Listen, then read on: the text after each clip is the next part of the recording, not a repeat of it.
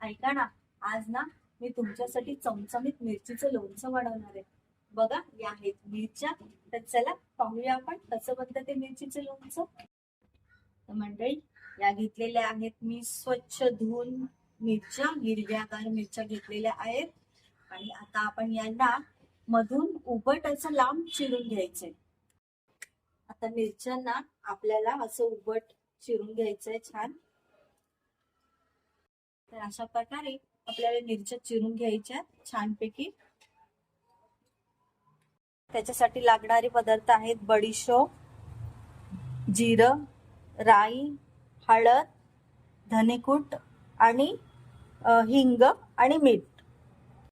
आता हे सगळे पदार्थ मी हलकेसे भाजून घेत आहे, एकदम हलकेसे. आणि याला छान मिक्सरला आबडधोबड वाटून घेणार आहे. आता वाटून झालेले आहेत ते पदार्थ छान, बघा तुम्ही.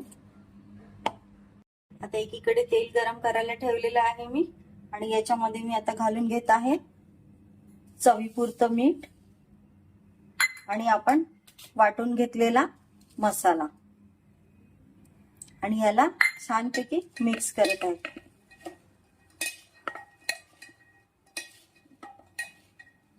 तीन लिंबू चिरून ठेवलेले आहेत, म्हणजे तुम्हाला आवडेल तसं तेवढं आंबट तुम्ही घेऊ शकता.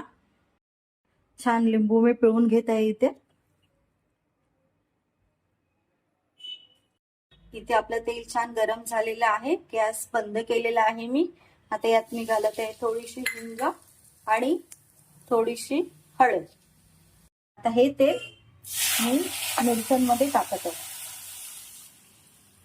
थोडं कोमटच करून घ्यायचंय, जास्त गरम पण नकोय. हे लोणचं जे आहे ना मिरचीचं, हे 2 दिवसातच छान मुरेल. याला तुम्ही महिनाभर सुद्धा खाऊ शकता. एका काचेच्या बरणीमध्ये छान स्टोर करा आणि महिनाभर सुद्धा खाऊ शकता. हे झालेलं आहे मिरचीचं लोणचं रेडी. बघू शकता तुम्ही.